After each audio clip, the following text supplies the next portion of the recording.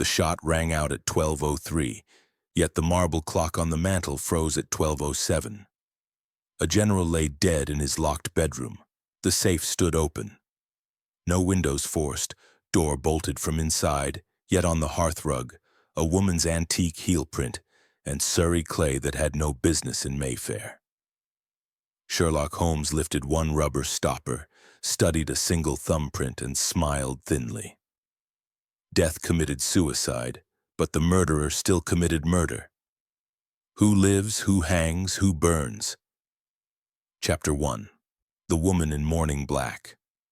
It was one of those bleak November afternoons when the London fog seems to press its clammy fingers against the very window panes, as though the city itself were reluctant to let in what little daylight remained.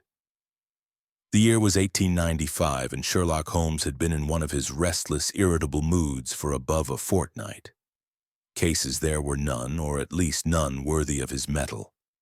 The official police had been singularly fortunate, or as Holmes preferred to term it, singularly unimaginative, and the criminal classes appeared to be keeping an uncharacteristic truce.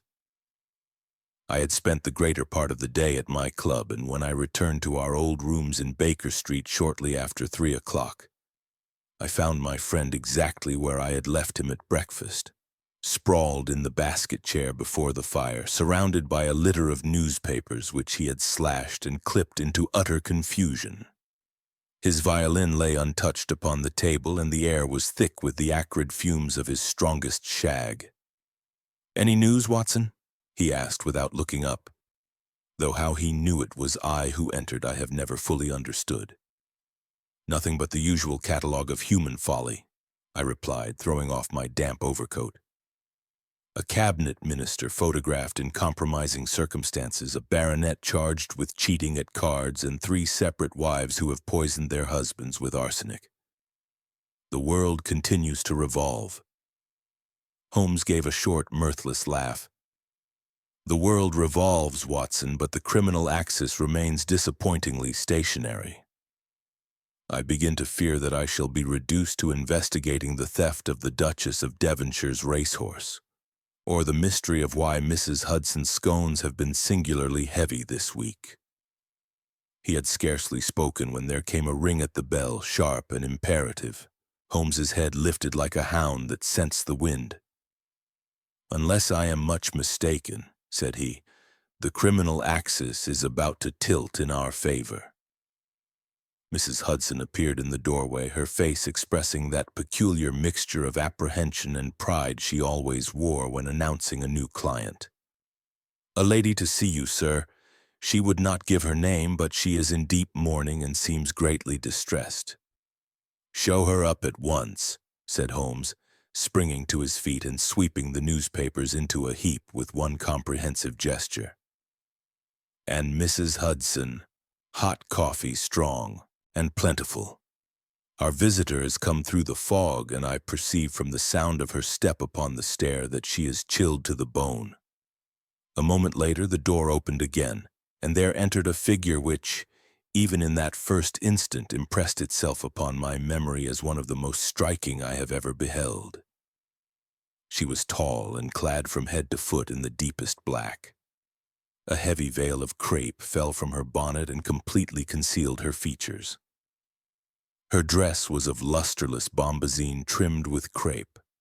Black kid gloves, a black reticule, black boots. Everything spoke of recent and profound bereavement. Yet there was something in the poise of the head, in the grace of the carriage, that suggested youth and vigor beneath the trappings of woe. Holmes advanced with that courteous gravity he reserved for women of refinement. "Pray be seated by the fire, madam," said he, drawing forward the most comfortable chair. "You have come through this infernal pea-souper at considerable risk to your health. Allow my friend Dr. Watson to take your cloak." The lady hesitated for a moment, then permitted me to relieve her of the heavy garment. When at last she raised her veil, I confess I was unprepared for the beauty it revealed. She could scarcely have been 25, with a pale, oval face framed by masses of raven black hair. Her eyes were large and gray, fringed with lashes so dark and heavy that they gave her expression an almost startling intensity. Yet those eyes were red-rimmed with weeping, and the hand that held her handkerchief trembled violently. "Mr. Sherlock Holmes?" she asked in a low musical voice that yet carried the tremor of strong emotion. "At your service, madam." "And Dr. Watson? I have read your accounts of Mr. Holmes's cases with the greatest interest. Indeed, it was one of those narratives that gave me courage to come here today." Holmes inclined his head. "I am flattered that my small adventures have served a useful purpose. Pray compose yourself and tell us when you are ready what it is that brings you to Baker Street on such a day." Mrs. Hudson entered at that moment with the coffee, and our visitor accepted a cup with murmured thanks. The hot liquid seemed to revive her, for the color returned a little to her cheeks, and she sat more upright in her chair. "My name," she began at last, "is Violet de Merville. Perhaps you have heard of my father, General Sir Charles de Merville, late of the Indian Army?" Holmes's eyebrows lifted a fraction. "The hero of the Second Afghan War, winner of the Kabul Star. The obituaries were in all the papers not 10 days since. I had understood that he died of heart failure after a long illness. My sincere condolences, Miss de Merville." The lady bowed her head. "That is the public story, Mr. Holmes. But I do not believe it. I believe my father was murdered, and that the famous Balas ruby, known as the Eye of Shiva, was stolen from his very deathbed." I could not repress a start of surprise, and even Holmes leaned forward sharply. "The Eye of Shiva," he repeated softly. 120 carats, pigeon's blood red, once the right eye of the great idol in the temple at Benares. A stone with a history as crimson as its color. It has been in your family's possession since 1849, when my great-grandfather, Colonel Sir Henry de Merville, brought it back from the Punjab campaign. My father inherited it 20 years ago and kept it always in a small safe built into the wall of his study in our house in Curzon Street. Only 4 persons in the world knew the combination. My father himself, I, his valet Griggs, who had served him since the mutiny, and his private secretary, Mr. Ambrose Churt. "And the safe was found open after the general's death?" asked Holmes. "Open, and the Morocco case which held the ruby empty. The case was discovered upon my father's desk the morning he was found dead. Yet the door of the bedchamber had been locked from the inside, as was his invariable custom, and the windows were fastened. My father had been bedridden for 6 weeks, Mr. Holmes. He could not possibly have risen to open the safe himself." Holmes's eyes had taken on that hard, bright appearance I had learned to recognize as a sign of intense interest. "Tell me precisely what occurred on the night of the 9th of November, said he. Miss de Merville drew a deep breath. My father had been sinking gradually for months.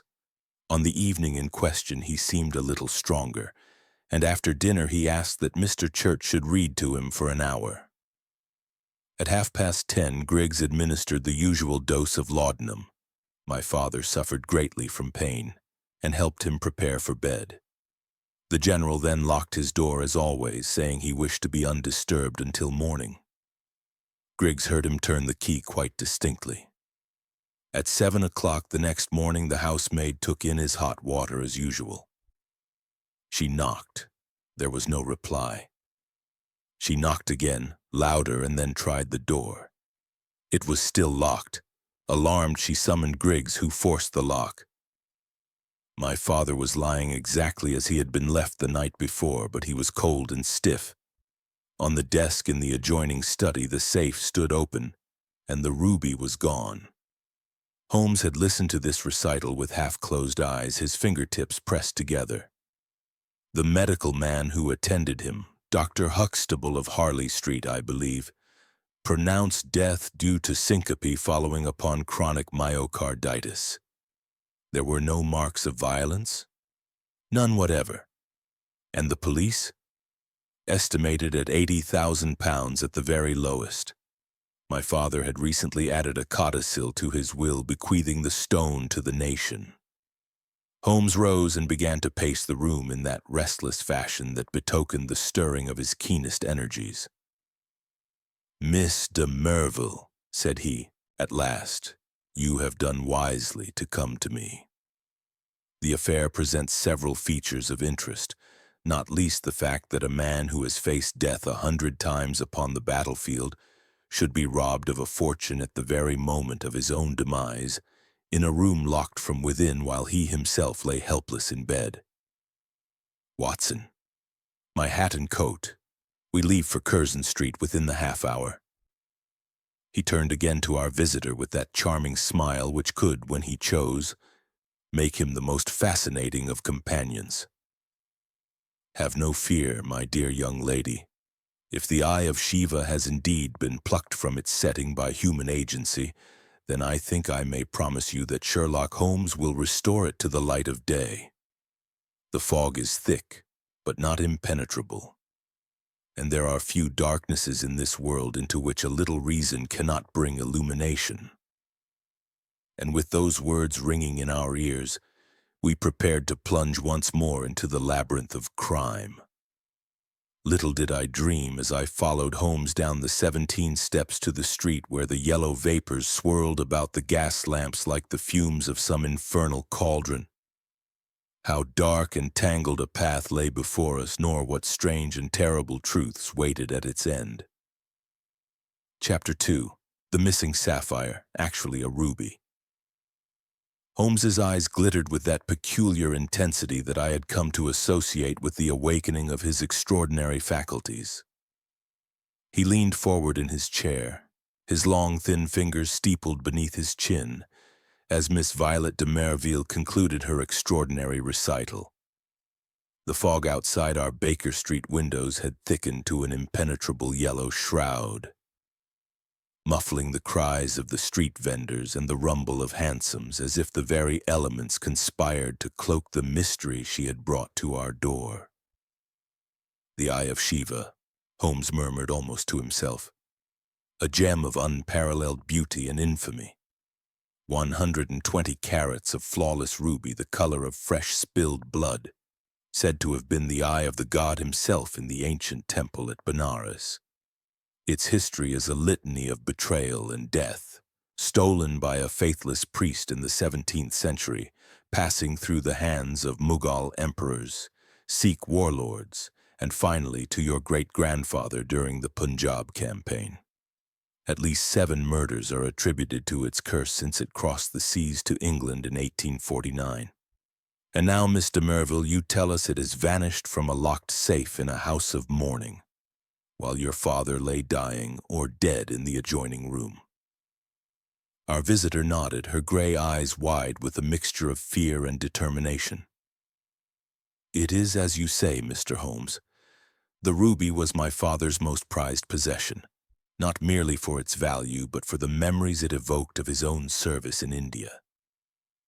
He often spoke of it as a talisman of his victories, though I sometimes wondered if it brought more ill fortune than glory." Holmes rose abruptly and began to pace the room, his slippered feet silent upon the bearskin rug. "Pray continue with the details, madam. Precision is the soul of detection. Describe the safe, its make, its location, the exact manner in which it was found open." Miss de Merville clasped her hands in her lap, steadying herself.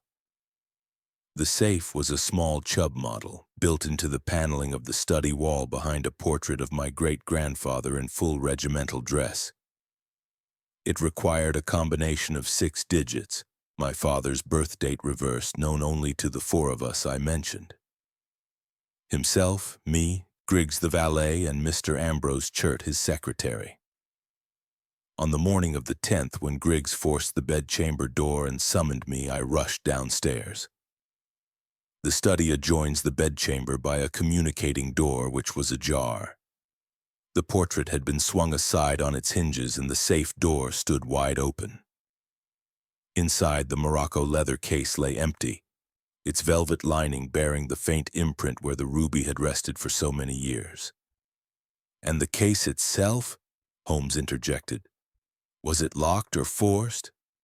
"Neither. It has a simple spring catch which was undone, but the ruby was gone. Utterly vanished." I could contain my medical curiosity no longer. "Miss de Merville, forgive my intrusion, but as a doctor I must ask, was there any post-mortem examination? Any sign of foul play upon the General's person?" She shook her head sadly. "Dr. Huxtable certified death as due to heart failure, as you said, Mr. Holmes. My father had suffered from angina for years, exacerbated by his old wounds from the Afghan frontier. There were no marks of violence, no evidence of struggle. He lay peacefully in his bed as if asleep, with his nightcap still upon his head, and his spectacles folded upon the bedside table. The laudanum bottle was half empty beside him, and the room was undisturbed save for the open safe in the study." Holmes paused in his pacing and fixed her with his keen gaze.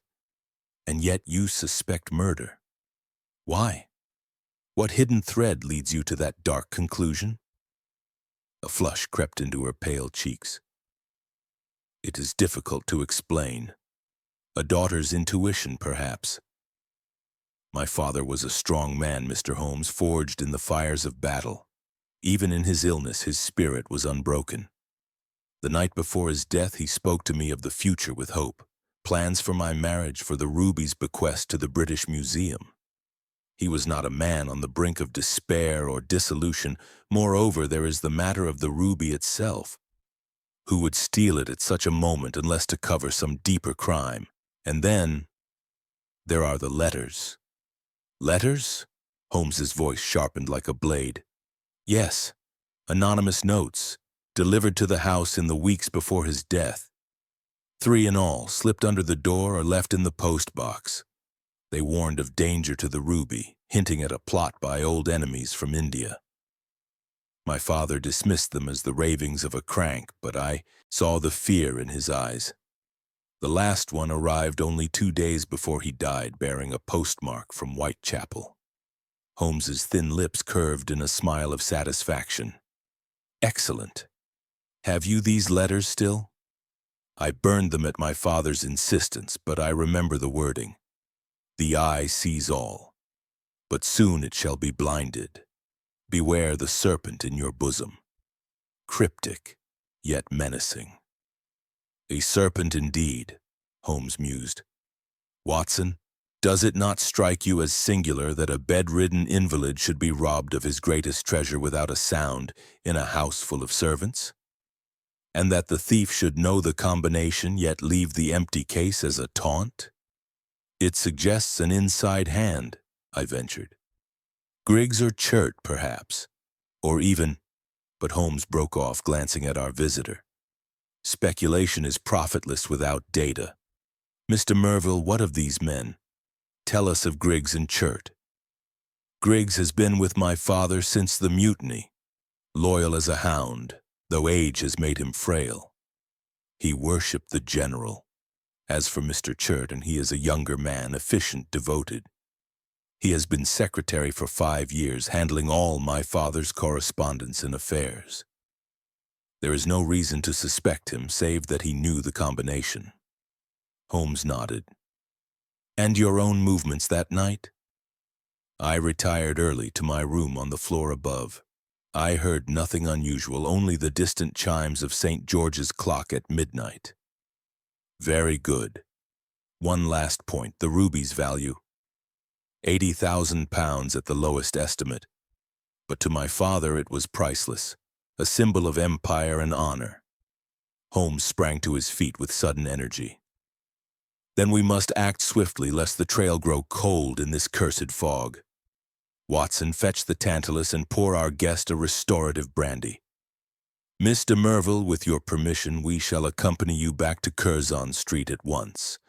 I wish to examine the scene while the impressions are fresh." As I complied, I saw the gratitude in her eyes. "You give me hope, Mr. Holmes. If anyone can unravel this tangle, it is you." "Hope is the detective's ally," he replied, donning his ulster. "But evidence is his sword. Come, the game is afoot, and the eye of Shiva awaits its reckoning." Thus we ventured forth into the swirling mists of Victorian London, little knowing that the missing gem was but the first gleam in a web of deception far more intricate and deadly than we could yet imagine. Chapter 3. The House on Curzon Street. The journey from Baker Street to Curzon Street was a slow and eerie progress through the enveloping fog, which clung to the streets like a living thing, muffling the clip-clop of our hansoms' hooves and distorting the gas lamps into ghostly orbs. Miss Violet de Merville sat opposite us, her veil once more lowered, her gloved hands clasped tightly in her lap. Holmes, ever the inscrutable companion, smoked his pipe in silence, his sharp features illuminated fitfully by the passing lights, while I pondered the strange tale she had unfolded. A priceless ruby vanished from a locked safe, a general dead in a bolted room. It had all the hallmarks of one of those intricate puzzles that delighted my friend's singular mind. We alighted before a stately Georgian mansion in the heart of Mayfair, its facade shrouded in the gloom of morning. Black crepe draped the door knockers and window frames, fluttering faintly in the chill breeze like the wings of ravens. The very air seemed heavy with sorrow, and as Miss de Merville produced her latchkey, I fancied the house itself wept silent tears into the fog. The door swung open on well-oiled hinges, revealing a dimly lit hall paved in black and white marble, with a grand staircase curving upward into shadow. A faint scent of beeswax and lavender hung in the air, mingled with the unmistakable tang of recent death, that subtle, pervasive odor which, as a medical man, I knew all too well. An elderly servant materialized from a side door, his face as pale and lined as ancient parchment. He was tall but stooped, with wisps of white hair framing a forehead etched by years of faithful service. His livery hung loosely on his frame as if grief had wasted him. "Griggs," said Miss de Merville softly, "these gentlemen are Mr. Sherlock Holmes and Dr. Watson. They have come to inquire into father's death." The old valet's eyes, red-rimmed and weary, flickered with a momentary spark of recognition at Holmes's name. "Very good, miss. Shall I show them to the bedchamber?" "If you please. And Griggs, have the study prepared as well. Mr. Holmes will wish to see everything exactly as it was." We followed the valet up the staircase, our footsteps echoing hollowly on the polished oak. The house was oppressively silent, save for the distant tick of a grandfather clock in the hall below, marking the inexorable passage of time. Portraits of stern-faced de Merville lined the walls. Military men in scarlet coats and plumed helmets, their eyes following us with accusatory stares as if reproaching us for disturbing the peace of the dead. The general's bedchamber was at the end of a long corridor, a spacious room furnished in the heavy Victorian style. Dark mahogany panels, velvet drapes drawn against the fog, and a massive four-poster bed dominating the center. The air was close and still, redolent of laudanum and camphor. Upon the bed lay the body of General Sir Charles de Merville, covered by a white sheet up to his chin, his features composed in the rigid serenity of death. He had been a handsome man in life, with a strong jaw and a mustache still bristling with military precision, but now his skin was waxen, his eyes closed as if in eternal contemplation. Holmes approached the bedside with the detached curiosity of a scientist. "Has the body been moved or washed since discovery?" he asked sharply. "No, sir," replied Griggs, his voice a hoarse whisper. "Only the sheet drawn over him as per Miss Violet's orders. The undertakers are due tomorrow." "Excellent. Watson, your medical opinion, if you please." I drew back the sheet carefully and examined the corpse. The general was clad in a nightshirt, his hands folded upon his chest. Rigor mortis had set in fully, confirming death some 12 to 18 hours prior. consistent with the timeline given. There were no visible wounds, no contusions or ligature marks. The pupils, when I lifted an eyelid, were fixed and dilated, suggestive of narcotic influence, but that could be the laudanum. His heart, from what I could ascertain without autopsy, showed signs of enlargement, the legacy of his chronic condition. Natural causes on the face of it, I concluded. Syncope due to myocardial weakness, perhaps precipitated by the opiate. But without a full post-mortem, one cannot rule out poison or asphyxia. Holmes nodded absently, his attention already elsewhere. He moved about the room like a bloodhound on the scent, his lens in hand, examining every surface with meticulous care. The windows were double-sashed and fastened securely from within, their latches dusty and undisturbed. The chimney was narrow, scarcely wide enough for a sweeps boy, let alone a burglar, and showed no signs of recent use, the grate cold and ashless. The door to the bedchamber was stout oak, fitted with a heavy bolt and a Yale lock. Holmes tested the mechanism, then knelt to inspect the keyhole and threshold. Locked from the inside, you say? And the key was found in the lock on this side? Yes, sir, affirmed Griggs. The general was particular about his privacy, ever since the ruby came into the house. Feared thieves, he did. Through a communicating door lay the study, a smaller room lined with bookshelves groaning under volumes of military history and Oriental lore. A massive desk of rosewood dominated one wall, and behind it, swung open on concealed hinges, was the portrait of Colonel Sir Henry de Merville, a fierce-eyed officer in the uniform of the East India Company, saber in hand. The safe embedded in the wall gaped empty, its steel door unmarred by scratches or gemmy marks. The morocco case sat upon the desk, its lid ajar, the velvet interior mocking us with its void. Holmes pounced upon the safe, his fingers tracing the dial. A standard Chubb, 6-figure combination, no evidence of drilling or explosives.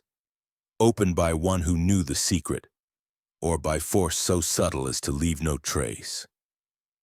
He turned his attention to the floor, dropping suddenly to his hands and knees and crawling about the carpet with the agility of a much younger man. I exchanged a puzzled glance with Miss de Merville, who watched with bated breath. "Aha!" Holmes exclaimed at last from beside the hearth. "Watson, come here and tell me what you observe upon this hearth-rug." I knelt beside him, peering at the rich oriental weave, a pattern of intertwined dragons and lotus, blossoms in crimson and gold. At first I saw nothing amiss, but under Holmes's lens faint smudges appeared, reddish-brown stains, irregular and tracked. Mud, Holmes? But how? Not just any mud, my dear Watson. This is Surrey clay, rich in iron oxide, quite distinct from the black loam of London streets. See the color, the texture. It could only have come from south of the river, perhaps near the chalk pits of Epsom or Dorking. And here, observe these impressions, 2 faint heel prints, elegant and pointed as from a woman's Louis XV shoe. The heel is high and curved, obsolete these 20 years. Yet Miss de Merville wears sensible modern boots, and your housemaid Griggs favors wooden clogs. Curious, is it not? Miss de Merville gasped. But no woman entered this room that night, save myself briefly after the discovery. Holmes rose, brushing dust from his knees, his eyes alight with that inner fire. Then we have a phantom visitor, madam. One who walks in antique fashion and brings the soil of Surrey on her soles. Griggs, has anyone from outside London called upon the general recently? A lady, perhaps? The valet shook his head. None, sir.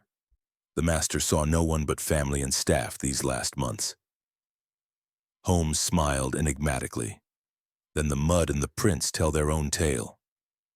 Watson, note the position, directly before the safe.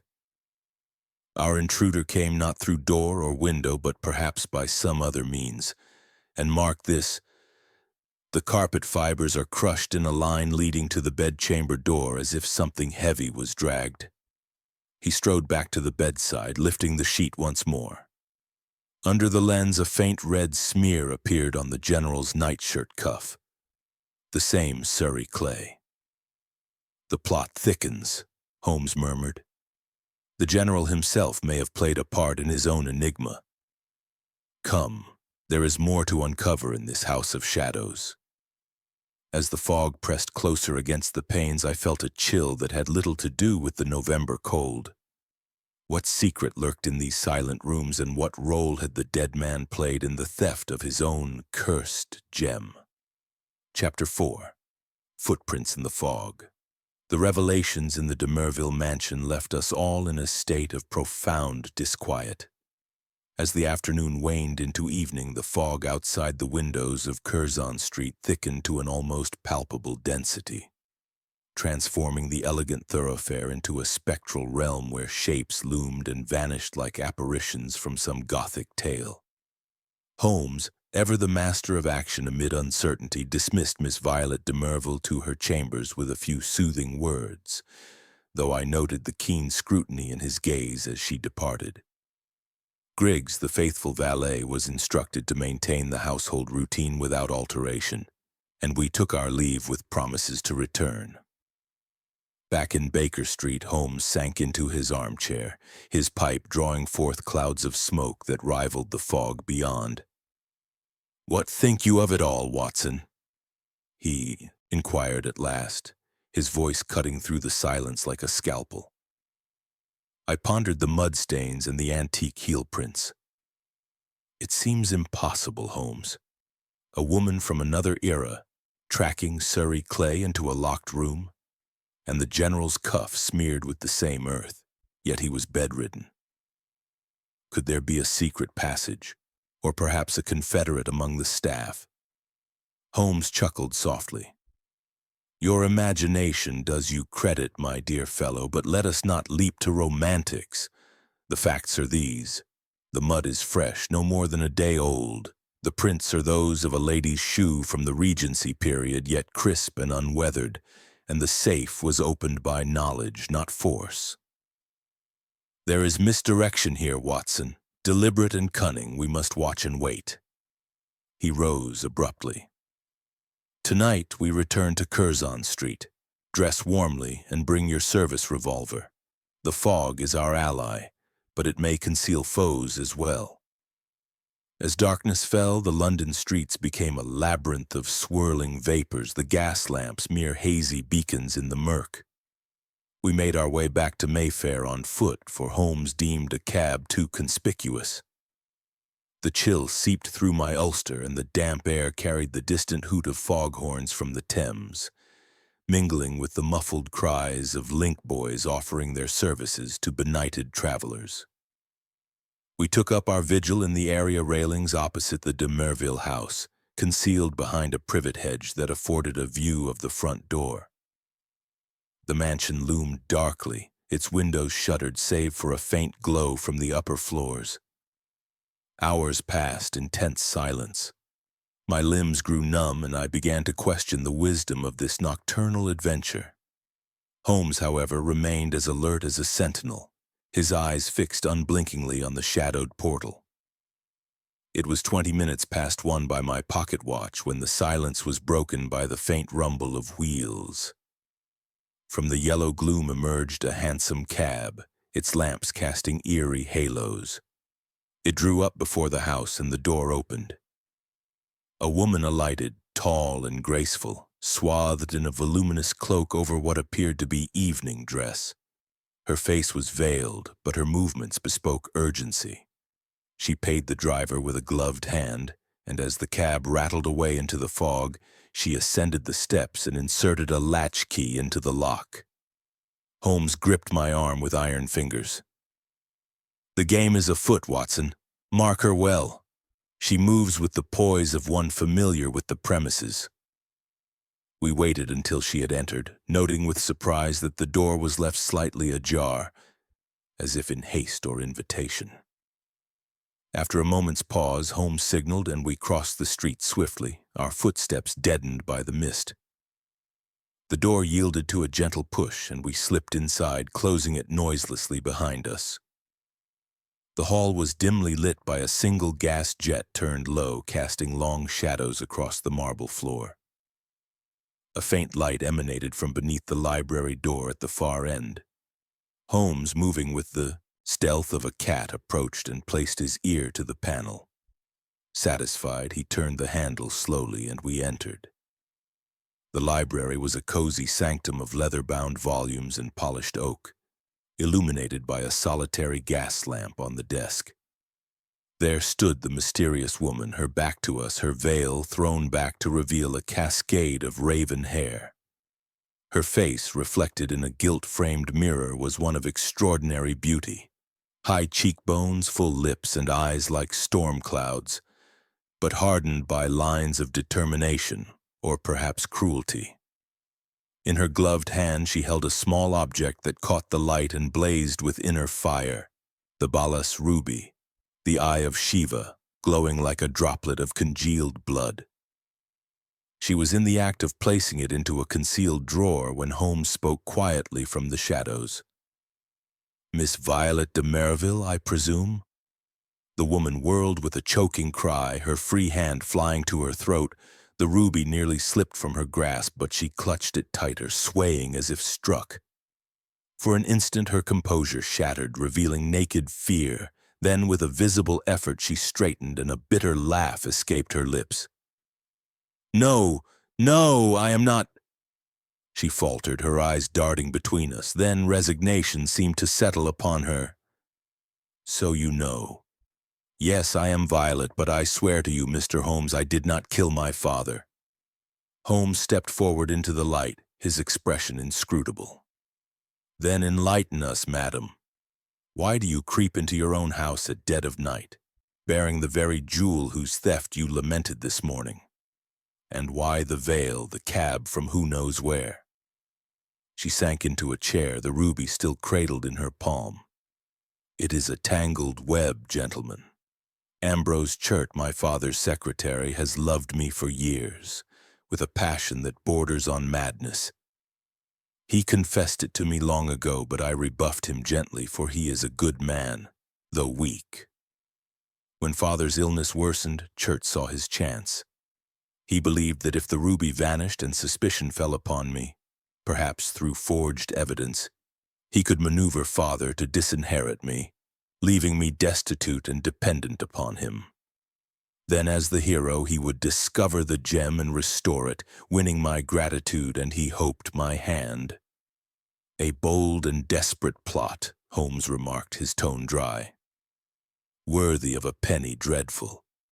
But it has one fatal flaw, Miss de Merville. You hold the ruby now. How came it into your possession?" "I confronted Churt this evening after your visit stirred my suspicions. I went to his lodgings in Bloomsbury, veiled for discretion, and demanded the truth. He broke down, admitted all, and gave me the ruby. I was returning it here to replace it in the safe and end this nightmare when you surprised me." Holmes shook his head slowly, his eyes never leaving her face. "A touching tale, madam. But I fear the evidence will tell a different story. The mud from Surrey on the hearthrug, the antique heel prints, they point to a more intricate deception. And what of the anonymous letters, the smeared cuff on your father's nightshirt? No, Miss de Merville, the fog may hide much, but not the footprints of guilt." She rose, her beauty now a mask of defiance. "Then prove it, Mr. Holmes. Prove I am the serpent you suspect." "Oh, I shall," he replied softly. "For the eye of Shiva sees all, and it shall blind no more innocence." As we left her there, the ruby winking mockingly in the gaslight, I sensed the net tightening. But in that fog-shrouded night, who was the hunter, and who the prey? Chapter 5. The Silent Butler. The events of that fog-shrouded night in Curzon Street left an indelible impression upon my mind, one that mingled triumph with a profound sense of unease. Sherlock Holmes, ever the embodiment of cool detachment, had unmasked Miss Violet de Merville's nocturnal escapade with the precision of a surgeon's blade, yet her vehement denial of patricide hung in the air like the lingering vapors outside. We departed the mansion under the cover of darkness, leaving her to her reflections, and, I suspected, to whatever remnants of conscience still stirred within her breast. Holmes was silent during our return to Baker Street, his profile etched sharply against the flickering gas lamps, his mind no doubt weaving the disparate threads of evidence into a coherent tapestry. Dawn broke sluggishly over London, the fog yielding reluctantly to a pallid sky that promised little cheer. After a hasty breakfast of coffee and toast, Mrs. Hudson's scones having been banished from the menu following Holmes's earlier jest, we set out once more for Mayfair. The streets were astir with the morning bustle, costermongers hawking their wares, clerks hurrying to their offices, and the occasional hansom clattering by with a muffled ring of hooves on cobblestones. Yet the de Merville house retained its aura of melancholy isolation, the black crape still fluttering like funereal banners in the breeze. Griggs admitted us with the same stoic demeanor, though I noted the deepening lines of fatigue upon his aged face. His hands, gnarled from years of service, trembled slightly as he took our hats and coats. "Miss Violet is resting, gentlemen," he informed us in a voice as dry as autumn leaves. "She passed a sleepless night. Shall I summon Mr. Churt?" "Not yet," Holmes replied crisply. "It is you we wish to speak with, Griggs. In private, if you please." The valet's eyes widened fractionally, a flicker of alarm crossing his features before he masked it with professional impassivity. He led us to a small anteroom off the hall, furnished sparsely with a few chairs and a sideboard bearing a decanter of sherry. The room was chill, the fire unlit, and the air carried the faint, musty scent of disuse. Holmes wasted no time on preliminaries. Seating himself opposite the old servant, he fixed him with that penetrating stare which I had seen reduce stronger men to quivering wrecks. "Griggs," he began in a tone of quiet authority, "you have served General de Merville faithfully for nigh on 30 years, through the heat of Indian campaigns, the mutinies, horrors, and the quiet retirements of home. Such loyalty is commendable, yet it can blind one to harsher truths. I put it to you plainly. The general's death was no mere heart failure. You know more than you have revealed." The valet shifted uncomfortably, his gaze dropping to the threadbare carpet. I don't know what you mean, sir. The doctor said—" "Doctors see only what is presented to them," Holmes interrupted. "But you, Griggs, you were the last to see him alive. You administered the laudanum at 11 o'clock. Tell me, was the dose as usual, or did the general request more?" A bead of sweat appeared on the old man's brow despite the room's coolness. His hands clenched and unclenched in his lap. It was more, sir. Much more. He insisted, threatened to dismiss me if I refused, said the pain was unbearable that night. Holmes leaned forward, his voice dropping to a confidential murmur. And why was the pain so acute, Griggs? What had transpired earlier that evening to drive a man of iron will to such desperation? The valet's resolve crumbled like a sandcastle before the tide. He buried his face in his hands, his shoulders heaving with silent sobs. When at last he spoke, his words came in a torrent, as if a dam long held had finally burst. "It was not murder, sir. Not as you think. The general took his own life. God forgive me for aiding him, but I could not deny him, not after all we'd been through." He raised his tear-streaked face, his eyes imploring. 10 days ago, Mr. Churt showed the general certain letters. Love letters written by Miss Violet to a young officer in the Lancers. Lieutenant Hargreave, his name was. A fine lad, but he fell at Maiwan, same battle where the general got his wound. The letters were indiscreet, sir. Passionate. The general was a proud man, terribly proud. He could not bear the thought of scandal, of his daughter's honor tarnished even in death's shadow. I felt a pang of sympathy for the old servant caught in the web of family secrets. "So Chert blackmailed him?" I ventured. "Not blackmail, Doctor. At least not for money. Mr. Chert loved Miss Violet himself, you see. Worshipped her from afar. He thought if the general knew of her folly, he'd break the engagement she had hinted at with another suitor, and perhaps favor him instead. But the shock was too great. The general raged, then fell into despair. That night he sent me for the laudanum, far more than his usual dose. I protested, begged him to reconsider, but he was adamant. 'I've faced death before, Griggs,' he said. 'Let it come on my terms.' At 11 o'clock I left him the bottle and locked the door as he commanded. In the morning, he was gone. Holmes's expression remained inscrutable, though I detected a gleam of satisfaction in his eyes. 'And the ruby, Griggs? What of—' 'The Eye of Shiva,' the valet sighed deeply. 'Taken by Miss Violet herself, sir. She came to her father's room at dawn.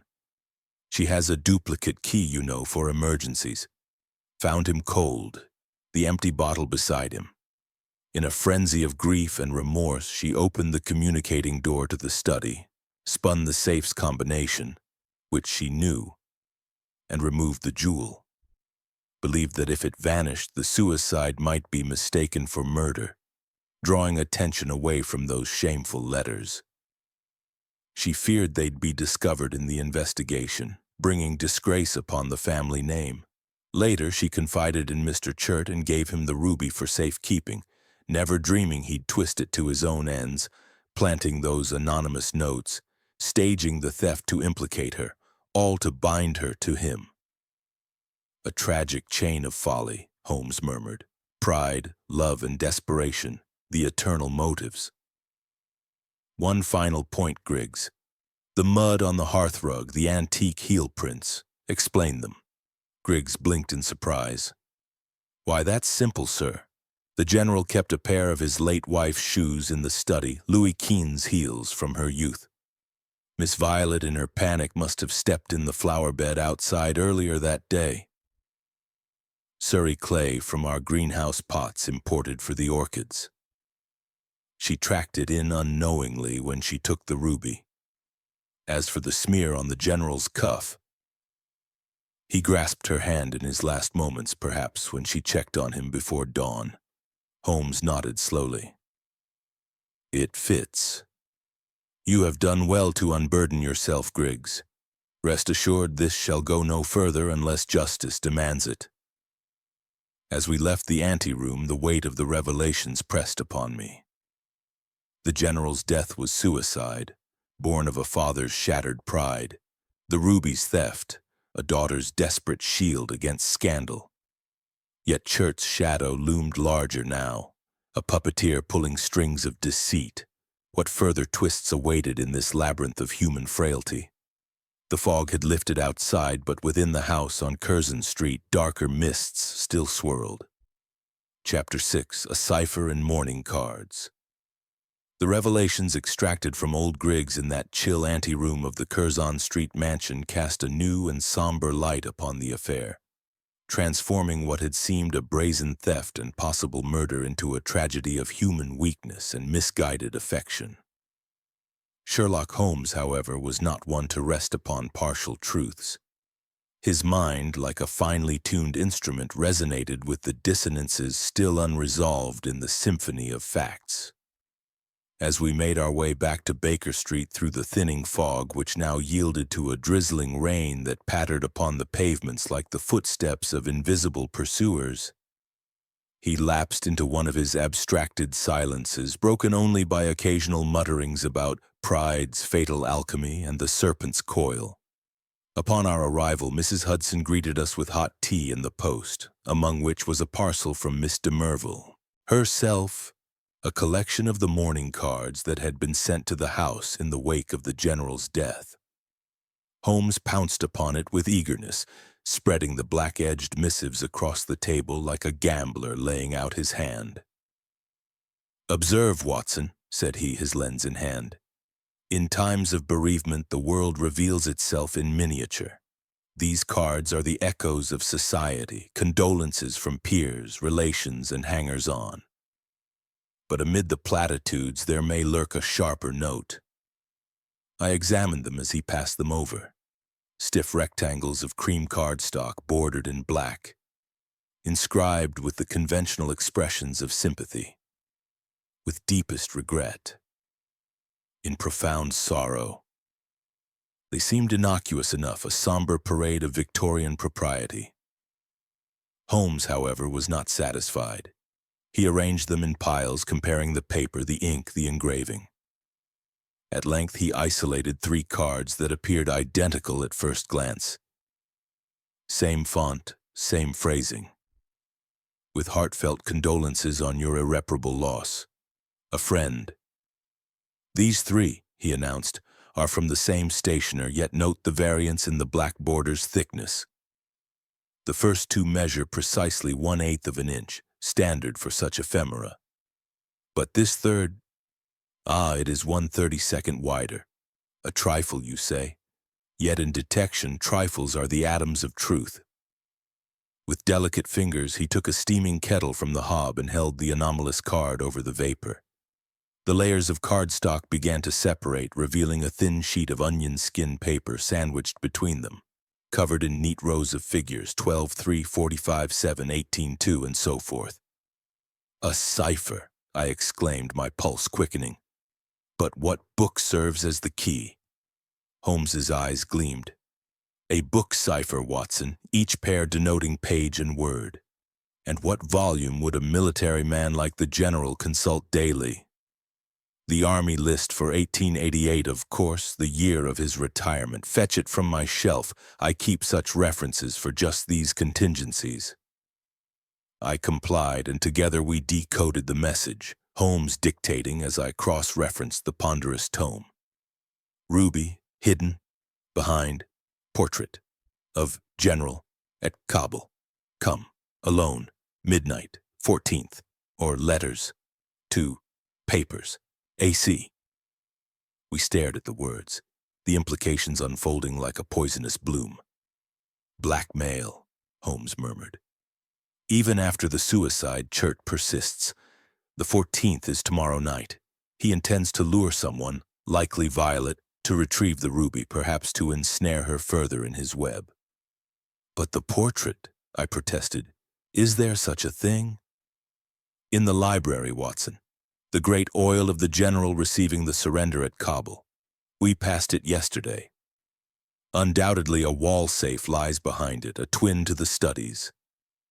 The pieces fell into place. Chert, armed with the love letters, had tormented the General into despair. Then, post-mortem, he manipulated the ruby to control Violet. But why the cipher in a mourning card? A covert message, slipped among the legitimate condolences intended for her eyes alone. Holmes paced the room, his energy electric. Chert is clever, but overreaches. He assumes Violet alone would notice the anomaly. Perhaps a prearranged signal. Yet he reckons without us. That afternoon we returned to Curzon Street under pretense of further inquiries. Miss de Merville received us in the drawing room, her beauty undimmed but her manner fraught with anxiety. The ruby recovered from her the previous night now rested in Holmes's pocket for safekeeping. "Miss de Merville," Holmes began without preamble, producing the decoded message. "Pray explain this." She read it, her face draining of color. "How?" "The card. I received it yesterday. I noticed the border, separated it last night after you left. It is from Ambrose. He has the letters, those foolish missives to poor Hargreave. He threatens to publish them unless I meet him and accept his proposal. A proposal born of coercion is no love," Holmes said gently. "But tell us, how did Chert obtain the letters?" She bowed her head. "I confided in him years ago as a friend. He kept them, twisted them to his purpose. When father learned of them, from Chert himself, The shock was mortal. Ambrose claimed it was to protect me, but it was jealousy. He staged the ruby's theft after I gave it to him, planting clues to implicate me, believing desperation would drive me to him. "And the mud? The heel prints?" I asked. "A clumsy ruse. He used Mother's old shoes from the attic smeared with potting soil from the conservatory. Surrey clay, as you said, dragged a rug to simulate movement, even stained Father's cuff during his last visit that fatal evening. All to suggest an intruder diverting from suicide." Holmes nodded. "A web of red herrings, but the cipher betrays him. We shall attend this midnight rendezvous in your stead." The hours until evening dragged interminably. We dined sparsely at a chop house, Holmes outlining his plan with meticulous detail. As midnight approached, the rain ceased, leaving the streets glistening under the gas lamps. We returned to the mansion where Violet admitted us secretly through the servants' entrance. The library was shrouded in darkness save for the faint glow of embers in the grate. We concealed ourselves behind heavy drapes. I with my revolver at the ready. Holmes as still as a statue. The grandfather clock in the hall chimed the hour, its tolls echoing like funeral bells. At last the door creaked open. A figure entered, thin, pale, with a nervous gait. Ambrose Chert. He carried a lantern, its beam cutting through the gloom. Crossing to the cobble portrait, a vast canvas depicting the general amid the rocky defiles, Afghan chieftains kneeling before him.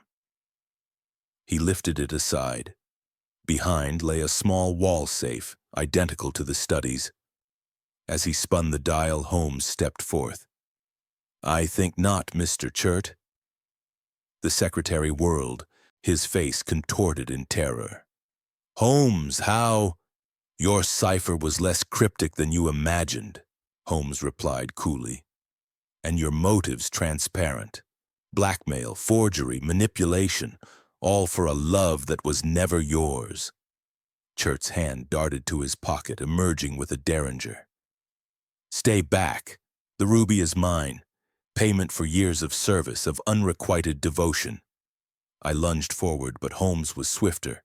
With a deft movement, he knocked the weapon aside. It discharged harmlessly into the ceiling, bringing plaster raining down. In the struggle that ensued, Chert fought with the desperation of a cornered rat, but we subdued him. Violet emerged from the shadows, her eyes blazing. "Ambrose," she said bitterly, "your love has cost my father his life and me my peace. The letters, destroy them now." Trembling, he opened the safe. Inside lay the incriminating bundle tied with ribbon. Holmes seized it, consigning the papers to the fire. As they curled into ash, Chert slumped, defeated. "The ruby was never hidden here," Holmes explained later as Lestrade arrived to take charge. Chert's note was a lure, the safe a prop for his drama. But the cipher in the mourning card, that was the crucial link, binding deceit to desperation. Thus the veil lifted further, revealing not just theft, but a soul poisoned by obsession. Yet darker acts awaited discovery, for the night was young and the fog of mystery still clung tenaciously. Chapter 7. The Second Death. The library of the Curzon Street house had never seemed so cavernous as on that midnight of the 14th. The single gas jet had been turned low. The great cobble portrait swung outward like a door, revealing the wall safe behind it, and Ambrose Chert, pinioned between Holmes and myself, breathed in ragged gasps that sounded unnaturally loud in the stillness. Violet de Merville stood a little apart, candle in hand, her face white but composed. The love letters were already curling into black flakes in the grate. The ruby, the true ruby, rested safely in Holmes's pocket.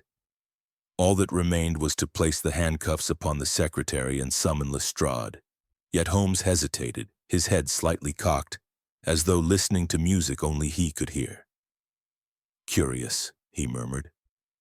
"The clock in the hall has just struck 12, yet the long case clock on the landing above is still 4 minutes slow." I distinctly remember winding it myself yesterday afternoon. Chert gave a sudden hysterical laugh. You and your clocks, Mr. Holmes, what does it matter? The game is over. On the contrary, Holmes replied softly. The final act is only beginning. He released his grip upon the secretary's collar and stepped back. In the same instant, Chert, with a convulsive wrench, tore himself free and darted toward the mantelpiece. I saw the glint of steel in his hand, the derringer again, but before I could shout a warning, he had pressed the muzzle beneath his own chin. There was a deafening report. A jet of flame lit the room like lightning. Plaster dust drifted down, and Ambrose Chert crumpled to the turkey carpet, a dark stain spreading beneath his head. Violet screamed once, then pressed both hands to her mouth. I sprang forward, but one glance was enough. The bullet had passed upward through the palate and out at the crown. Death had been instantaneous. Holmes alone remained perfectly calm. He knelt, touched the dead man's wrist, then rose and looked thoughtfully at the marble clock above the fireplace. Its hands stood at 7 minutes past 12. Suicide, I said, my voice shaking more than I cared to admit. Driven by remorse, poor devil. Holmes gave a short, mirthless laugh. Remorse? Possibly.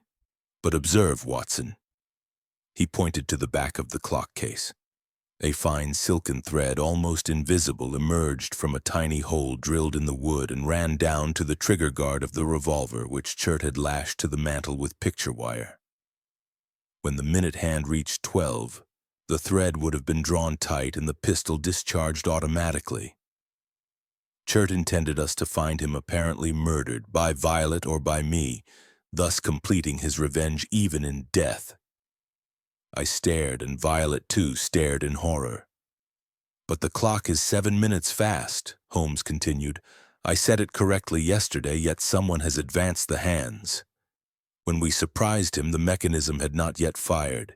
In panic, he pulled the trigger manually, defeating his own elaborate contrivance. Violet found her voice. Then, he meant me to be accused of a second crime? Precisely. The ruby would be discovered upon his body, the love letters already destroyed. You, the distraught daughter, would hang for his murder. A final diabolical thrust from beyond the grave. Holmes bent and examined the thread more closely. Note the knot, a sailor's hitch learned no doubt from his uncle in the merchant service. And here, he indicated a faint smear of candle grease on the mantel. The means by which he shortened the thread by 4 minutes. He must have worked upon it tonight after sending the cipher card. A heavy tread sounded in the hall. The door burst open and Lestrade entered with 2 constables rubbing his hands together against the cold. Well, Mr. Holmes, another triumph, I see. Though it appears the bird has saved us the trouble of a trial. He glanced at the body and clicked his tongue. Clear case of suicide. The man's own revolver, powder burns, no sign of a struggle. We'll have the coroner verify, but there's little doubt. Holmes's smile was wintry. Little doubt, Inspector? Pray observe the clock upon the mantel. It stopped at 7 minutes past 12. Yet we heard the shot at 3 minutes past the hour. I marked the exact second by my watch. Curious, is it not? Lestrade scratched his head. Stopped clocks, threads, picture wire. Bless me if I follow you, Mr. Holmes. The man shot himself when you confronted him, plain as a pikestaff. Plain indeed, Holmes replied, yet not the whole truth. The thread was intended to pull the trigger at the stroke of midnight. Had we arrived 4 minutes later, the pistol would have fired while Chert stood apparently defenseless, hands raised in surrender. The advancing of the clock was a last refinement, to ensure the shot came before we could intervene. When we entered prematurely, he was forced to complete the act himself. Thus, the very ingenuity that was to have damned an innocent woman became the instrument of his own destruction. Lestrade looked dubious, but he had long since learned not to argue with Holmes's demonstrations. Well, if you say so, sir, I'll put it in the report as suicide while of unsound mind. Saves paperwork. Violet turned away, tears glistening on her lashes. He was not always thus, she whispered. Once he was kind, almost brotherly. Love turned him into this. Holmes laid a gentle hand upon her shoulder. Obsession, Miss de Merville, is love's dark twin. It devours reason and honor alike. Your father died of pride, churt of a passion that became hatred when denied. 2 deaths, both self-inflicted, though one took longer to complete. He turned to the constables. Remove the body, gentlemen, and pray treat it with decency. Even the worst of us was once a child in his mother's arms. When they had gone, and the library door closed behind them, Holmes stood for a long moment gazing into the dying fire. Come, Watson, he said at last. There remains one final thread to unravel. Tomorrow we visit St. Bartholomew's. I misliked the taste of that laudanum bottle. Outside, the rain had cleared. A few stars showed coldly above the rooftops. But in my heart I felt that the darkest part of the affair was still before us, for Holmes's eyes held that peculiar brightness which told me the scent was growing hotter, and that the quarry, though wounded, was not yet brought to bay. Little did I know how right I was, nor how cruel the final revelation would prove. Chapter 8. The Alibi of the Clock. The inquest upon Ambrose Churt was held 2 days later in a brief, almost perfunctory affair in the gloomy coroner's court off Marylebone Road. Lestrade gave his evidence with the smug satisfaction of a man who believes a case closed. Suicide while temporarily insane. The prisoner, surprised in the act of blackmail and attempted murder, turned the weapon upon himself. The jury, a dozen bored tradesmen anxious to get back to their shops, brought in the expected verdict in 7 minutes flat. Violet de Merville was not even called. The ruby had been restored. The love letters were ashes, and Scotland Yard was content. Sherlock Holmes alone was not content. He sat through the proceedings without uttering a word, his gloved fingers drumming an impatient tattoo upon his knee. When the coroner thanked the jury and the court rose, he leaned toward me and murmured, "Come, Watson. We have an appointment with a clock and a conscience." That same afternoon found us once more in the library at Curzon Street. The blood had been scrubbed from the Turkey carpet, the cobble portrait rehung, the marble clock upon the mantelpiece ticking with smug regularity. Lestrade, who had accompanied us at Holmes's courteous but insistent request, rocked on his heels and looked pleased with himself. Well, Mr. Holmes, it all seems straightforward enough now. The thread, the picture wire, the advanced hands. A clever dodge, but it failed. And the fellow paid the price. Case closed, eh? Holmes smiled, that thin, dangerous smile I had learned to dread. On the contrary, Inspector, the case has only just begun to open. Pray wind that clock backward exactly 7 minutes. Lestrade, puzzled but obedient, reached up and turned the minute hand anti-clockwise until it pointed to 12 again. Instantly, the silken thread, still attached to the hidden trigger, grew taut. There was a faint click, and the derringer, which Holmes had caused to be replaced in its lashings for this demonstration, discharged with a sharp report into the hearth. Lestrade jumped half out of his skin. "Bless my soul." "Precisely," said Holmes. "Had the clock been allowed to run its natural course, the pistol would have fired at the stroke of midnight, while Churt stood with his hands ostentatiously raised. We should have found a corpse and a smoking weapon apparently untouched by human hands since the fatal instant. A perfect locked-room murder with either Miss de Merville or myself as the predestined scapegoat." He detached the thread and held it to the light. "Note the knot again. A double bowline, the mark of a seaman. Churt's uncle, Captain Churt of the P&O line, taught it to him as a boy. And observe the faint grease marks on the minute and hour hands, candle grease transferred when the hands were hastily advanced. Churt intended the shot to come before we could intervene, yet he miscalculated the tension. When we entered 4 minutes early, the thread was still slack. In his panic, he seized the revolver and completed the business himself. Lestrade rubbed his chin. So it was suicide after all, only with trimmings. Suicide, yes, Holmes conceded. But suicide designed to masquerade as murder. A distinction with a noose attached, Inspector. Had the mechanism worked, an innocent person would have hanged. He turned suddenly to the clock itself. Yet one point still troubles me. The clock was 4 minutes slow when we first examined the room on the morning of the General's death. I noted it particularly. Someone, Chert presumably, advanced it 7 minutes last night, intending the shot at 12 sharp.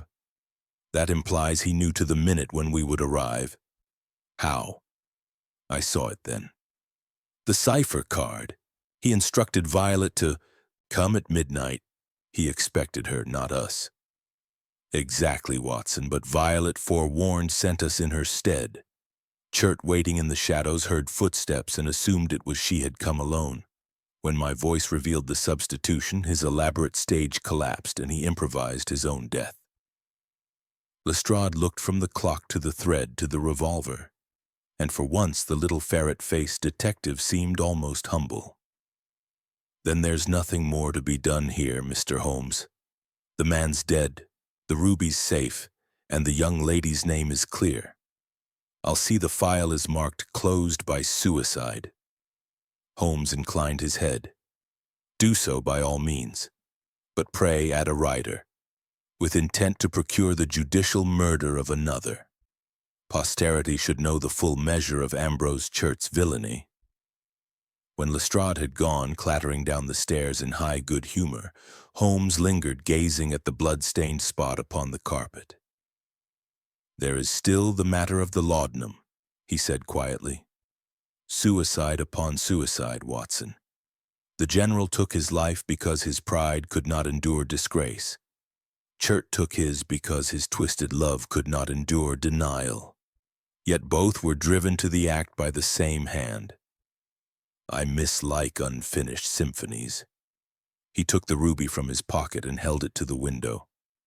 In the cold afternoon light, it seemed less a jewel than a drop of frozen blood. Tomorrow, he continued, we shall visit the chemical laboratory at St. Bart's.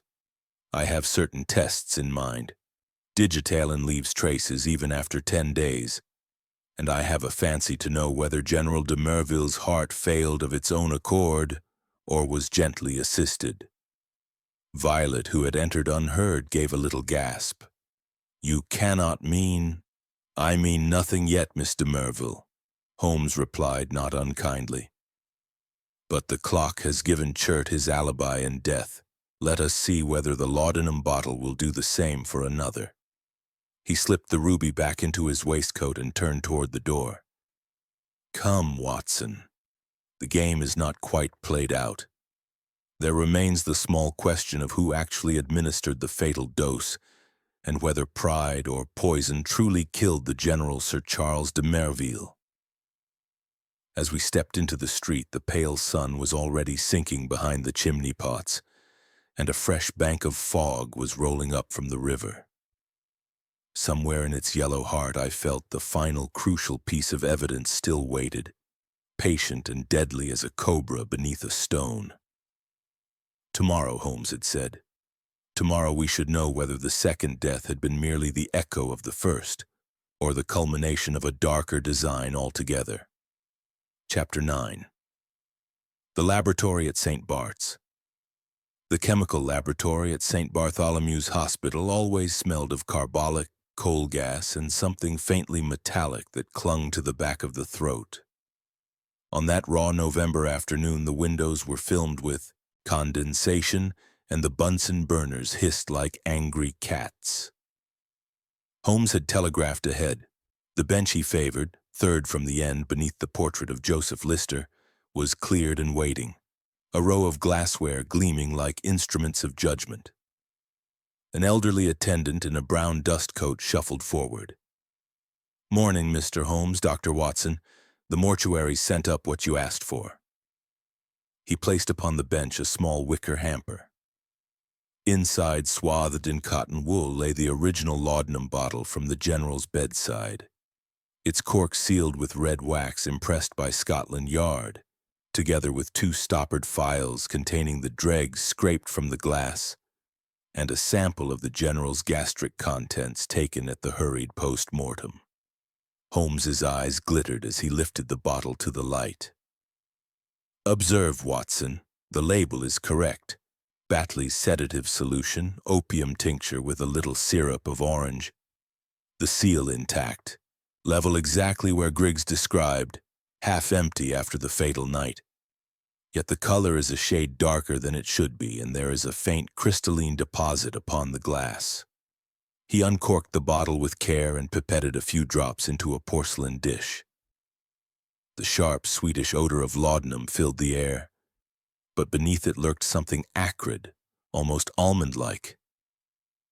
"Digitalin," I said at once, for I had seen that smell in cases of foxglove poisoning during my army days. "Precisely," Holmes answered. "The active principle of digitalis purpurea. In therapeutic doses, it steadies the failing heart. In excess, it stops it as surely as a bullet. The taste is intensely bitter, but laudanum masks bitterness admirably." He set to work with the swift, graceful economy of movement that always reminded me of a swordsman. Reagents were measured, test tubes heated, precipitates formed and filtered. I acted as his assistant, handing pipettes, adjusting flames, noting the clock. Within an hour, we had our answer. From the dregs, 0.18 grain of digitalin per fluid ounce, more than 3 times the maximum medicinal dose. From the stomach washings, sufficient digitalin to kill a horse. Holmes straightened, wiping his long hands upon a towel. "There we have it, Watson. General Sir Charles de Merville did indeed take his own life, but the laudanum he swallowed was no longer Batley's harmless sedative. Someone substituted a preparation lethally charged with digitalin." I felt the chill of the laboratory deepen. Then it was murder after all. "Murder by misadventure," Holmes corrected. "The general intended suicide. The murderer merely ensured success and concealed the motive. A subtle distinction, but vital." He turned to the second object the attendant had brought, a small cardboard box containing the cork and rubber stopper from the fatal bottle. Holmes held the stopper to his lens. "Aha! Here is the crucial evidence at last. Observe the thumbprint upon the rubber. Clear, fresh, and unmistakable. Griggs's hands are gnarled and arthritic. Violet's are slender and delicate. This print belongs to neither. It is the print of Ambrose Churt." I stared. "But Churt was in the house that evening. He admitted reading to the general." "Exactly. He arrived at 9, read military memoirs for an hour, then lingered to discuss estate matters. During that interval, he palmed the innocent bottle, substituted the doctored one, and left the cork slightly loose so that the general would not notice the exchange when he poured his final dose. The perfect murder. The victim administers the poison himself, believing it an act of despair, while the murderer sits safely at home, constructing his clockwork suicide. Holmes slipped the stopper into a glassine envelope. Digitalin is not kept in the average household, but Churt's uncle, the late Captain Churt, suffered from angina and carried a solution aboard ship. Ambrose inherited the medicine chest. A few drops added to half a pint of laudanum. Child's play for a man who had access to the general's keys. A silence fell, broken only by the hiss of gas and the drip of a leaky tap. I thought of the old soldier, proud even in his pain, swallowing death because his daughter's honor had been bartered by a jealous secretary. I thought of Churt rigging his elaborate clock and thread contraption to damn the woman he claimed to love. 2 deaths, both engineered by the same cold intelligence. Holmes's voice, when he spoke again, was unusually gentle. "We shall not reopen the inquest, Watson. The general's suicide note, if one may call a deliberate overdose a note, was the empty bottle itself. Chert is beyond the reach of earthly justice, yet the truth should be recorded if only for the archives of human folly. He gathered the files and papers. Come. Miss de Merville deserves to know the full measure of the tragedy that has befallen her house. We found Violet in the drawing room at Curzon Street, pale but composed, dressed in half-mourning lavender. When Holmes laid the facts before her, the poisoned laudanum, the thumbprint, the calculated substitution, she listened without flinching, though her hands trembled in her lap. "So father did take his own life," she said at last, very low. "But Ambrose murdered the father to possess the daughter.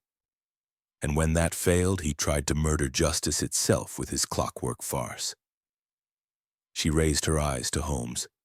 "What is to be done?" "Nothing," he replied. "The law has its verdict. The truth has its sanctuary here." He touched his breast pocket where the envelope with the stopper lay. "Let the world believe the general died of a broken heart and his secretary of a guilty conscience. It is near enough the truth and kinder than the truth." A single tear traced its way down her cheek. Then the eye of Shiva has claimed its final victims. "Gems do not kill, Miss de Merville," Holmes said quietly. "Men kill using gems or pride or love as their excuse. The ruby is innocent. It returns to the light tomorrow. I have arranged for its presentation to the British Museum as your father wished. May it rest there in peace, cleansed of blood guilt." He bowed and we took our leave. Outside, the fog had lifted entirely. A cold, clear November sun struck sparks from the wet pavements. Holmes paused on the step and drew a long breath. "Come, Watson," he said with something almost like cheerfulness in his voice. "We have done all that mortal men may do. The crucial evidence, a thumbprint upon a rubber stopper, has spoken, and 2 tormented souls are at rest. Let us go home. I believe Mrs. Hudson has attempted scones again, and I find myself uncommonly hungry." As we walked away down Curzon Street, the great ruby safe in his pocket and the winter sun glinting upon the windows of Mayfair, I reflected that even in the darkest cases there sometimes, very rarely, justice and mercy walk hand in hand. Tomorrow the newspapers would carry a brief paragraph. "Famous Balas ruby bequeathed to nation." No mention of poisoned laudanum, of clockwork suicides, of love turned to hatred. The world would never know how near it had come to witnessing a third tragedy. But we knew. And in the quiet of 221B that evening, as Holmes played a soft air by Chrysler upon his violin and the firelight danced upon the walls, I think we both felt that the crucial evidence had, after all, served its highest purpose. Not to punish the dead, but to protect the living. Chapter 10. The Crucial Evidence. A week had passed since the chemical demonstration at St. Bart's. London had shaken off the last of the November fogs. A hard, bright frost silvered the parks and turned the breath of horses into white plumes. In the chill morning air, the British Museum looked more than ever like a Greek temple transplanted to Bloomsbury, its great portico gleaming under a pale blue sky.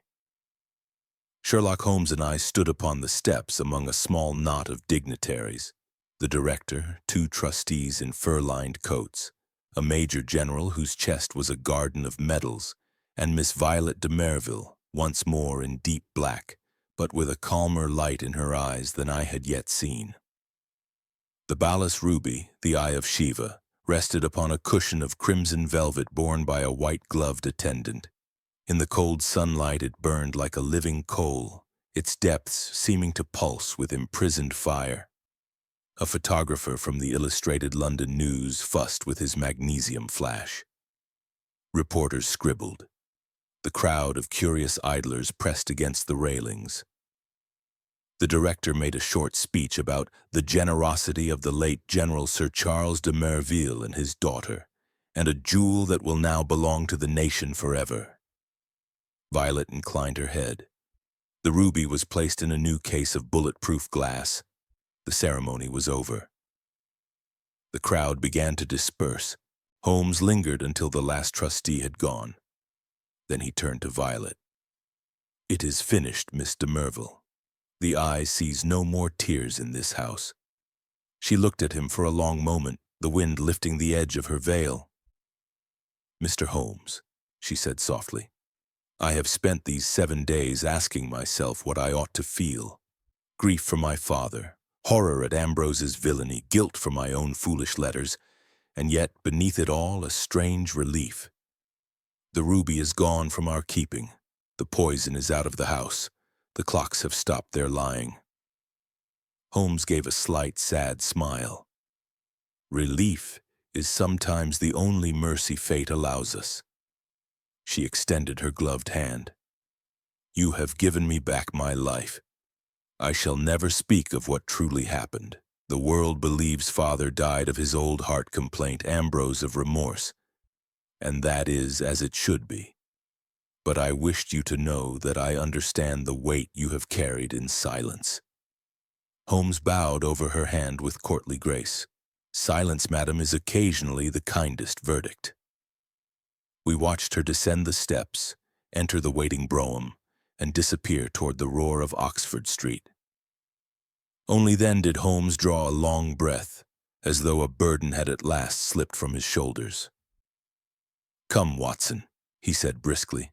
"A hansom to Baker Street, and then I intend to smoke the strongest shag in Christendom while you write up the case, if write it you must, under some less inflammatory title than the truth could bear." That evening, in the familiar lamplight of our sitting room, the fire crackling and the tobacco smoke curling toward the ceiling, I laid down my pen after the final paragraph and looked across at my friend. He was leaning back in his armchair, eyes half closed. The ruby, no, a paste imitation he had caused to be made, turning slowly between his fingers in the firelight. "You are thoughtful, Holmes." He gave a short laugh. "I am reflecting, Watson, upon how small a thing may destroy a great one. A thumbprint upon a rubber stopper, a thread tied 4 minutes too short, a mourning card 1/32 of an inch too wide. The crucial evidence is always minute, yet it carries the whole weight of a human soul." He tossed the false ruby into the coal scuttle, where it glittered mockingly among the cinders. "Pride killed the general," he continued almost to himself. "Obsession killed Chert, and love, poor twisted love, armed both murderers. The ruby was merely the mirror in which they saw their own destruction." I could not forbear asking the question that had haunted me. "Holmes, and do you believe the stone is truly cursed?" He considered this, drawing thoughtfully at his pipe. "Cursed? No. Men curse themselves, Watson, and then blame the nearest bright bauble. The eye of Shiva has seen Mughal emperors fall, temples sacked, English officers die of fever in the passes, and now a proud old soldier and a jealous secretary brought low in a Mayfair library. It is not the gem that kills. It is what men are willing to become in order to possess it." He rose and crossed to the window, pulling back the curtain. Frost sparkled on the area railings. A constable's bullseye lantern bobbed past. Somewhere a church bell tolled the hour. Yet there is a moral, if you like morals. The general could not endure the thought that his daughter had loved unwisely. Chert could not endure that she loved at all. Both preferred death, one consciously, one unconsciously, to destroy rather than to forgive. Pride and obsession are the true poisons, digitylin and clockwork pistols only the instruments. He let the curtain fall. "And forgiveness, Miss de Merville has discovered, is the only antidote. She will live, Watson. She will marry some decent fellow who cares nothing for rubies or reputations, and she will be happy. That is victory enough." I closed my notebook. "Then the case is truly ended?" "Ended?" He smiled, that rare, genuine smile that lit his hawk-like face like sunrise. "My dear fellow, cases are never ended. They merely change their shape. Somewhere in London tonight, another proud heart is hardening, another jealous mind sharpening its thread and poison, but for this one tale, yes. For this one tale the curtain may fall. He reached for his violin, drew the bow across the strings, and the room filled with a slow, wistful air. An old Indian raga he had learned years before from a Lascar seaman. The notes rose and fell like smoke, carrying away the last shadows of the Eye of Shiva. Outside, the frost hardened upon the windows of Baker Street, and the gas lamps burned steady and clear. Inside, the fire settled into comfortable embers, and I knew that, for a little while at least, the world was in balance. Thus ended the strange affair of the crucial evidence, an affair in which the smallest discrepancy, a thumbprint upon a rubber stopper, proved more eloquent than any deathbed confession, and in which a great ruby, after centuries of bloodshed, was at last laid to rest behind glass, where it could harm no one but the moths that beat against the case at night. Somewhere in the British Museum, the Eye of Shiva still glows, red and unblinking. Visitors pause, admire, and pass on, never guessing nothing of the pride, the poison, and the forgiveness that were required to place it there. And in the quiet watches of the night, when the fire burns low and the violin is silent, I sometimes think I hear the faint ticking of a marble clock that was 4 minutes too slow, or 7 minutes too fast, or exactly on time for justice. But that is only fancy. The clocks of Baker Street keep perfect time, and Sherlock Holmes, for once, is asleep.